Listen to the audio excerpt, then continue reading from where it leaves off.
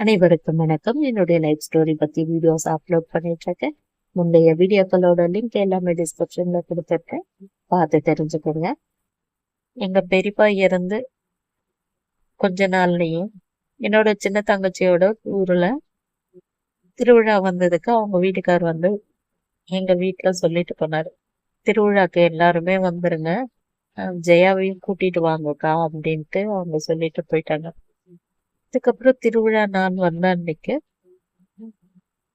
ஆயா கடையில இருந்து ஒருத்தர் வந்தாங்க. எத்தனை மணிக்கு போறீங்கன்ட்டு சொல்லுங்க, அந்த டைம்க்கு ஆயா ஆட்டோ அனுப்புறேன்ட்டு சொன்னாங்கன்னு அப்பா கேட்டாங்க, எங்க போறீங்க அப்படின்னு சொல்லி. போல திருவிழாக்கு போறேன், கூப்பிட்டு போனாங்கள்ட்ட வந்து அப்படின்னு. கூப்பிடுறது ஒரு இதுக்கு சொல்லுவாங்க, அதுக்கு உடனே போயிடுமா, நீ மட்டும் போய் இந்த பொண்ணை இட்டுன்னு போக கூடாது சொன்னாங்க. எதுக்கு அப்படின்னு, வானானா வானா, நீ மட்டும் நாளைக்கு காலையில போய் இதெல்லாம் வேணாங்கல்லாம் அப்படின்னு. ஏன் இட்டுன்னு போக கூடாதுன்னு சொல்றேன்னா அம்மா திருப்பி கேட்கவே அப்பா என்ன சொல்லிட்டாங்க, இதுக்கு கையும் காலம் அப்படி கிடக்குது, இதை அசிங்கமா தூக்கிட்டு போயிட்டு அவங்க எதிர்க்கெல்லாம் நிறுத்துவியா, என்னத்துக்கு இதெல்லாம், இது கை ஒரு பக்கம் கால் ஒரு பக்கம் போகுது, அதெல்லாம் ஒன்றும் தேவை கிடையாது, இன்னும் போகக்கூடாது அப்படின்னு சொல்லிட்டாங்க. எனக்கும் துக்கம் அப்படியே ஒரு மாதிரியா ஆயிடுச்சு. நான் அம்மா கிட்ட சொல்லிட்டேன், அம்மா நீ மட்டும் போ, நான் வரட்டேன், வேணாம்மா அப்படின்னு. எங்க அம்மா சொன்னாங்க, ஊர்ல 1000 பேர் சொல்லட்டும், ஆனா நீயே இந்த மாதிரி நம்ம பெத்த பொண்ண வந்து கை கால் இப்படி இருக்குதுன்ட்டு சொல்லலாமா, அவன் எவ்வளவு பாசமா வந்து அவங்க சொல்லிட்டு போனாமா, நீ என்ன இப்படி இல்லைன்னா அவங்க சொல்லுவாங்கதான், நீ மட்டும் போ, இது வானா எனக்கு இதோ அவமானமாகுது, அசிங்கப்படுத்தாத, இத்த கூட்டிட்டு போயிட்ட அப்படின்னு சொல்லிட்டாங்க. ஆனா அம்மா வந்து அப்பா கிட்ட சண்டை போட்டுதான் ஆயா கடையில போன் பண்ணிட்டு ஆட்டோவும் அனுப்புனாங்க. நாங்க ஆட்டோல போயிட்டோம். எங்க அம்மா தனியாவே என்னை தூக்கி உட்கார வச்சாங்க. எங்க அப்பா வந்து எந்த ஹெல்ப்புமே பண்ணல. அவங்க பண்ண கட்டி போறாங்க, நான் பாத்துக்கிறேன் வாமா அப்படின்னு சொல்லி எங்க அம்மா வந்து தூக்கி உட்கார வச்சு கூட்டிட்டு போயிட்டாங்க. பாதி தூரம் போயிட்டே இருக்கிறேன்.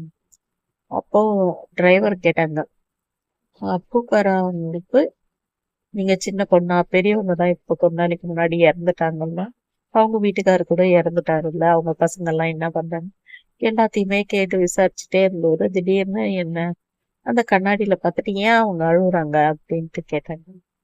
ஒன்னும் இல்ல அப்படின்ட்டு அம்மா சொன்னாங்க.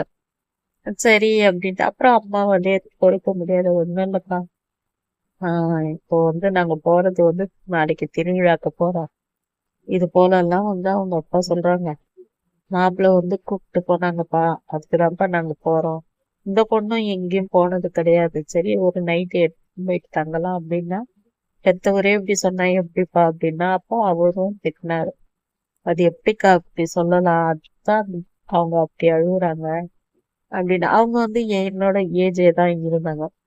அப்போ இங்க எங்கக்கா இந்த இடம் எப்படி தெரியும் உங்களுக்கு, இந்த பொண்ணு கொடுத்துருக்கீங்க எல்லாமே சொல்லிட்டு வந்தாங்க, பையன் என்ன வேலை செய்யறாங்க எல்லாமே பேசிட்டு வந்தாங்க அம்மா.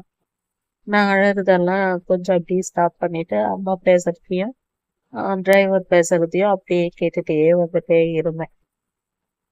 மாப்பிள்ளை எப்படி நல்லா இருக்காங்களா, உங்க பொண்ணை நல்லா வச்சுக்கிறாங்களா, இதையெல்லாம் அவர் கேட்டுட்டே வரும்போது எங்களுக்கு எதிர்க்க பார்த்தா வந்தாங்க. உடனே நான் அம்மாக்கு சொன்னாங்க, பாரு யாரு அப்படின்னு சொல்லிட்டு பார்த்தா என்னுடைய சின்ன தங்கச்சி பத்தி எங்க அம்மா டிரைவர் கிட்ட சொல்றதுக்கும், ஒரு படத்துல ஹீரோ வர மாதிரி எங்க எதிர்க்க 2 வீலர்ல வந்துட்டு இருக்காரு. எங்க ஊருக்கு போயிட்டு ஏதோ திருவிழாக்கு தேவையான பொருள் வாங்கறதுக்கு தான் போறாரு. ஆனா நாங்க ஆட்டோல இப்படி கிராஸ் ஆகி போறது அவரும் பார்க்கல, எங்களை தாண்டி போயிட்டாரு. இவர் தான்ப்பா பையனா நல்லாகிறாருங்களா அப்படின்ட்டு சொன்னாங்க. அதுக்கப்புறம் வீட்டுக்கு போயிட்டோம். என்னுடைய தங்கச்சியை பார்த்த உடனே எனக்கு துக்கம் தாங்க முடியல. ஆனா நான் சொல்லல. எங்க அம்மா கூட்டிட்டு போயிட்டு என்ன ஓரமா ஒரு இடத்துல உட்கார வச்சாங்க. இருந்தாலும் எல்லாரும் பேசினாலும் எனக்கு அப்பா சொன்னதே என் மைண்ட்ல ஓடிட்டே இருந்துச்சு. நம்மள இப்படி சொல்லிட்டாங்களே, நம்ம எதுக்கடா வந்த, அம்மாவும் ஏன் தான் நம்மள இங்கெல்லாம் கூட்டிட்டு வர்றாங்களோ தெரியல அப்படின்ட்டு சொன்னேன். எப்ப காலையில ஆகும் அப்படின்னு. அப்புறம் வந்து நான் அப்பயும் வந்து அந்த பக்கமா திரும்பி நான் அழுதுட்டு இருந்தேன். அப்ப என்னோட சின்ன தங்கச்சி வந்து கேட்டுச்சு, என்ன ஏன் அப்படின்னு கேட்டுச்சு. அப்பா அம்மாவே சொன்னாங்க, இந்த மாதிரி சொன்னாங்க. அவங்க சொன்னா சொல்லிட்டு போறாங்க, இவங்கெல்லாம் அதெல்லாம் கண்டுக்கவே மாட்டாங்க, நீயும் எங்களை போலதான் நினைக்கிறாங்க, நீ அதெல்லாம் மனசு கஷ்டப்படாது ஜெயா அப்படின்னு சொல்லிச்சு. அதுக்கப்புறம் திருவிழா முடிச்சிட்டு மறுநாள் எங்க ஊருக்கு நாங்க கிளம்பி வந்துட்டோம். வந்துட்ட பிறகு அப்படியே வந்து சினிமால வர வில்லன் மாதிரியே எங்களை அப்படியே மறைச்சு பார்த்தாரு. அப்புறம் கொஞ்சம் கொஞ்சமா பேசணும், என்ன சாப்பிட்டீங்க, என்ன உன்னை எல்லாரும் பார்த்தாங்களா, நீ எங்க உட்காந்துருந்த, அப்படி இப்படின்னு கேட்டாங்க. நான் ரூம் உள்ளதான் உட்காந்துருந்தேன். எல்லாமே ஹெல்ப் பண்ணுச்சு தங்கச்சியும் வந்து அப்படின்னு.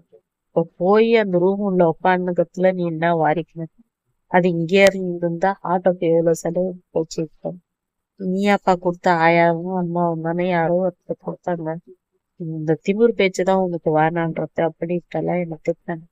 சரி நான் அமைதியாயிட்டேன். அதன் பிறகு என்னோட சின்ன தங்கச்சிக்கும் கொஞ்ச நாள் கழிச்சு டெலிவரி கிட்ட வர வர சீமந்தம் பண்றதுக்கு முடிவு பண்ணாங்க. இப்போ சீமந்தத்துக்கு வீட்லயே எல்லா பொருளும் செஞ்சாங்க. இப்போ அதிரசம் மட்டும் செய்யறதுக்கு முன்ன என்னுடைய பெரிய தங்கச்சிக்கு செஞ்சதை என்னோட ஆயா செஞ்சாங்க. இந்த தடவை என்னோட அண்ணனை கூட்டிட்டு வந்து செஞ்சாங்க. ஆனா அதிரசம் செய்யும் போது முன்ன போல ஆயிடுமோ, உடஞ்சு போயிடுமோ அப்படின்ற பயம் எனக்கும் இருந்துச்சு, எங்க அம்மாவும் அப்புறமா தான் சொன்னாங்க. ஆனா எல்லா அதிரசமும் சூப்பரா வந்துச்சு. செஞ்ச அண்ணியும் சொன்னாங்க, எனக்கு பயந்துட்டே தான் நான் அதிரசம் செஞ்சேன், நான் நல்லா செய்வேன், இருந்தாலும் இது ஃபங்க்ஷன் போது ரொம்ப பயமா இருக்கு சொல்லியிருந்தாங்க. வருஷ செலவுக்கு தேவையான எல்லா பலகாரமும் அம்மாவே தான் வீட்டுல செஞ்சாங்க. தெரியாததை மட்டும் தெரிஞ்சவங்க கிட்ட கேட்டு அவங்க சொல்றத வச்சு செஞ்சாங்க, இல்லைன்னா அவங்களே கூட்டிட்டு வந்த கூட செஞ்சாங்க. முறுக்கும் அம்மாவும் அப்பாவுமே தான் 2 பேரும் செஞ்சுருவாங்க. இது எல்லாமே முடிச்சிட்ட பிறகு ஒரு நாள் சாயங்காலம் இப்போ வெளியே உட்காந்துட்டு எப்ப ட்ரெஸ் எடுக்கணும் இத பத்தி எல்லாம் பேசிட்டு இருக்கும் பொழுது அம்மாவுடைய கட்ட விரல், இடது கட்ட விரல் கால்ல வந்து சின்னதா துருப்பு போல இருந்துச்சு, செப்பல்ல அந்த மோதிரம் போடுற இடத்துல. அப்ப அம்மா சொன்னாங்க, இது பாருமா எனக்கு சின்னதா துருப்பு மாதிரி வந்துட்டு அப்படின்னு. ஏன் வலிக்குதானே? வலி எல்லாம் இல்ல, ஒருவேளை முறுக்கு செய்யும் போது எண்ணெய் பட்டுடுச்சு போல இருக்கு சொல்லிடுவாங்க. இருக்கலாமா, ஏன் உனக்கு அது கூடவா தெரியல அப்படின்னா, அவ்வளவு சொன்ன கட்டு போயிட்டுக்கிறேன், எனக்கு ஒண்ணுமே தெரியல அப்படின்னு சொன்னாங்க. அதை அப்படியே விட்டுட்டாங்க. அம்மா இதே காலையில நடக்க நடக்க நடக்க அம்மாக்கு கால் வீக்கம் அதிகமா ஆயிடுச்சு. இத வந்து வீட்டு பக்கத்துலயே தான் ஹாஸ்பிட்டல் பார்த்தாங்க. அவங்க வந்து வேற ஹாஸ்பிட்டலுக்கு போறதுக்கு சொல்லி இருந்தாங்க. அதுக்கு முன்ன ஆயா வந்து என்ன சொல்லியிருந்தாங்க, நான் கொஞ்சம் வருஷ செலவுக்கு இந்த வளையல் அதெல்லாம் வாங்கி தரேன், நீ என் கூட வேலூர் வாங்கலாம் அப்படின்ட்டு சொல்லியிருந்தாங்க. குங்குமம் மஞ்சள் எல்லாமே கிடைக்கும்ங்கிறது, அப்படியே வளையலும் வாங்கி தரேன்ட்டு சொல்லுவேன். அம்மாவும் கிளம்பி போயிட்டாங்க. கிளம்பி போயிட்டு அம்மா நைட் வரும்போது அம்மா போய் கண்ணெல்லாம் ரெட் ஆகி முகமே ஒரு மாதிரியா இருந்துச்சு. பார்த்தா கால் வீக்கம் அதிகமாயிட்டு இருந்துச்சு. ஏம்மா என்ன ஆச்சு அப்படின்னு கேட்டா, பஸ்ல வந்து ஒரு லேடி ஹீல்ஸ் காலிலேயே மெரிச்சிட்டாங்க, அதுவும் அந்த காலிலேயே.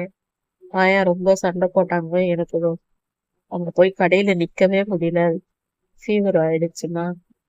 அப்பா கிட்ட என்ன சொல்றதுன்னு தெரியாம ஆயா பயப்படுறாங்க. நான் கூட்டிட்டு போய் தானே உனக்கு இது போல ஆயிடுச்சு, நீ வீட்லயே இருந்திருந்தா இது போல ஆயிருக்காது, என்ன சொல்றாங்க அப்படின்ட்டு. எங்க அம்மாவுக்கு சுகர் இருக்கவே எனக்கு பயமாயிட்டு, யாயா நீ கூட்டிட்டு போன அப்படின்ட்டு மனசுலயே நினைச்சிட்டு ஒரு ஒரு டைமே எங்க அம்மாவை எழுந்து பார்த்துட்டு இருந்தேன். அப்புறம் சீமந்தத்தோட நாளும் வந்துச்சு. அப்பா அங்க வீட்டுக்கு போயிட்டோம். அப்போ என்னோட பெரிய தங்கச்சிக்கும் ஆப்ரேஷன் எல்லாம் அப்ப நடக்கல, ட்ரீட்மெண்ட் மட்டும்தான் போயிட்டு இருந்துச்சு. எங்க அம்மாவுக்கு இந்த கால் இதுவாயிட்டு இருந்தது. என்னோட சின்ன தங்கச்சிக்கு டெலிவரி டைம் கிட்ட. இப்போ எங்க அம்மாவால என்னுடைய தங்கச்சி வீட்டு உள்ள கூட்டிட்டு போக முடியல, அது கொஞ்சம் ஏறி நடக்கணும். என்னோட பெரிய தங்கச்சிக்கும் கர்ப்பப்பை ப்ராப்ளம், அதனால எனக்கு தூக்க முடியாது. சின்ன தங்கச்சியும் வந்து பிரெக்னென்ட் ஆகுது, அப்ப என்ன தூக்க முடியாது. அதனால ஃபங்க்ஷன் வீட்டு உள்ள நடந்துச்சு. நான் வீட்டுக்கு வெளியே இருந்தேதான் ஒரு சேர்ல உட்கார்ந்து பார்த்தேன். அதுக்கப்புறம் சாப்பிட்டுட்டு இருந்தேன். அப்ப எங்க அப்பா என்கிட்ட வந்து சொன்னாரு, உங்க அம்மா சொந்தக்காரங்க எல்லாம் வருவாங்கன்னு சொன்னாங்களே, இவ்வளவு பெரிய வேன் வச்சு ஒருத்தர் கூட வரல, இந்த 15 பேருக்கு இவ்வளவு பெரிய வேனா, எல்லாரும் ஒரே வேன்ல வந்துட்டு இருக்கலாம் போல இருக்கு திட்டினங்க. அப்புறம் நான் சொன்னேன், விடுப்பா ஏதோ வந்தோம் போனோம் விட்டு, அம்மாவே கால் நடக்க முடியாது எவ்வளவு கஷ்டப்பட்டுட்டு இருக்காங்க. நான் நடக்கிற ஒவ்வொரு நிமிஷமும் எனக்கு பயமா இருக்குது, அம்மாவுடைய காலம் மெரிச்சிடுவோன்னு பயமா இருக்குதுப்பா, நீ ஏதோ அவங்க சண்டை போடாத சொன்னேன். அதுக்கப்புறம் அப்பாவும் ஏதோ வீட்டுக்கெல்லாம் வந்துட்டு ஏதோ சண்டை பண்ணி, ஏதோ நீங்க சொல்றீங்க நான் செஞ்சிடறேன் அவ்வளவுதான் அப்படின்றது போலவே இருந்தாரு. அப்போ என்னுடைய சின்ன தங்கச்சிய வந்து சீமந்தம் பண்ணிட்டு எங்க வீட்டுக்கு கூட்டிட்டு வரக்கூடாதுன்னு சொல்லிட்டாங்க. ஏன்னா எங்க வீட்டு உள்ள நுழையும் போது அந்த நட்சத்திரம் வந்து பார்க்க கூடாது, அதனால அந்த நட்சத்திரம் இருக்கிறதால வீட்டு உள்ள வரக்கூடாதுன்னு சொன்னதால இவங்க மாமியார் வீட்லயே இரு, டெலிவரி அப்போ நீங்க நேரா ஹாஸ்பிட்டல் போயிடுங்க, அதுக்கப்புறம் டெலிவரி ஆயிடுச்சுன்னா வீட்டுக்கு வந்துருங்க அப்படின்ட்டு எங்க ஆயா சொல்லிட்டாங்க.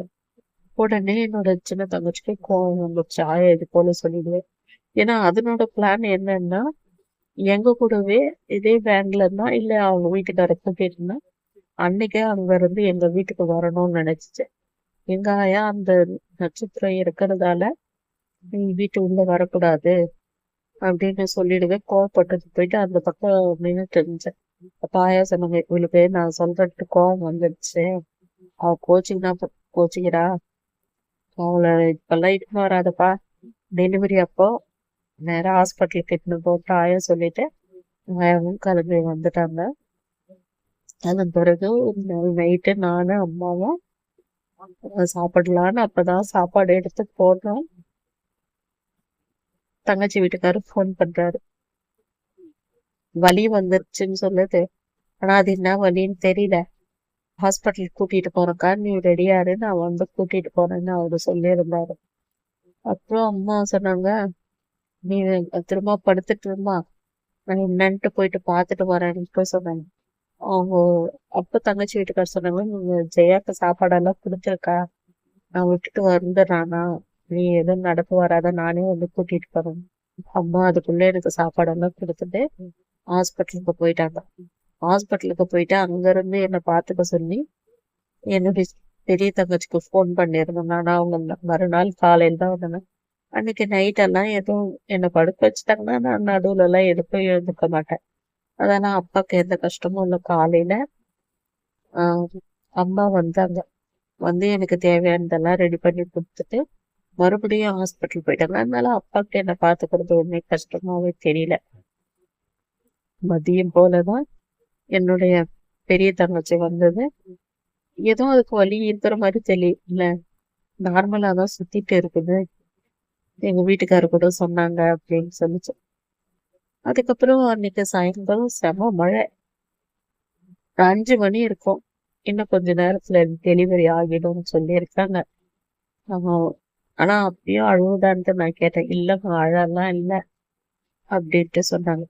அப்புறம் கொஞ்ச நேரத்துக்கெல்லாம் மறுபடியும் அம்மா ஃபோன் பண்ணாங்க, அம்மா டெலிவரி ஆயிடுச்சுமா, பையன் பிறந்திருக்கிறான், நல்லா இருக்கிறான் குழந்தை, எந்த பிரச்சனையும் இல்லை, வார்டுக்கு கூட்டிட்டு வந்துட்டாங்கன்னா நானு பேச சொல்றேன், எந்த பிரச்சனையும் இல்லை, குழந்தை எல்லாம் நல்லா இருக்குது சொல்லிட்டாங்க.